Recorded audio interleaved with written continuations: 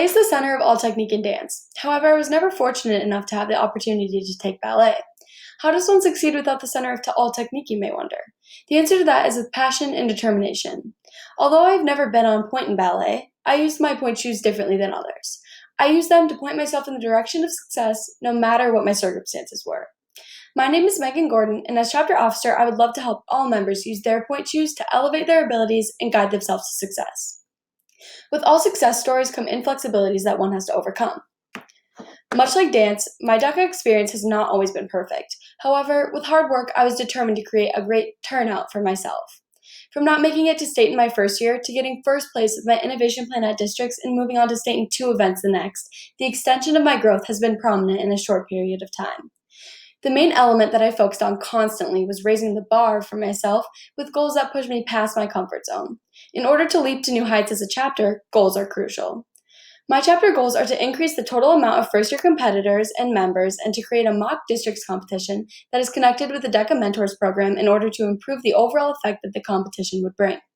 Although my chapter goals are ambitious, I believe that when accomplished, they will bring about an immense amount of overall growth within the chapter as a whole. As far as gaining new competitors is concerned, there are many ways that this could be done. One of the ways that it could be advertised further is through an informational Elk Time Q&A that new potential members could join and gather more information about competition from. In order to gain attendees into the Elk Time itself, recommendation papers and/or letters could be sent or given to those who would be good candidates for competing, but anyone would be welcome. Competing could also continue to be advertised on social media, and posters could also be used around the school to further bring about awareness.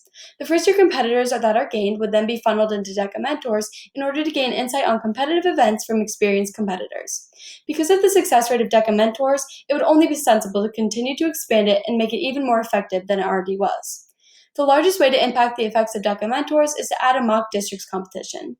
The reason that this experience would be an integral part of DECA Mentors is because not only would the mentees be able to get verbal information on districts, but they would be able to experience a scenario similar so that they would be able to best prepare themselves for what would be in store.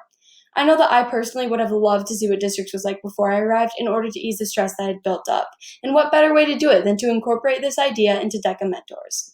As somebody who always strives to do my best, I would love to aid the chapter in doing so as well. As a chapter officer, I will be very involved and I will persevere through any obstacle that would come my way.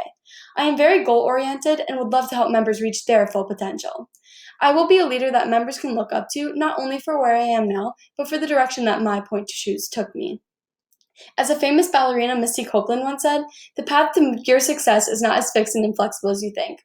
It is time to leap to new heights, Elk River DECA, so who's ready to lace up their pointe shoes and point themselves towards success?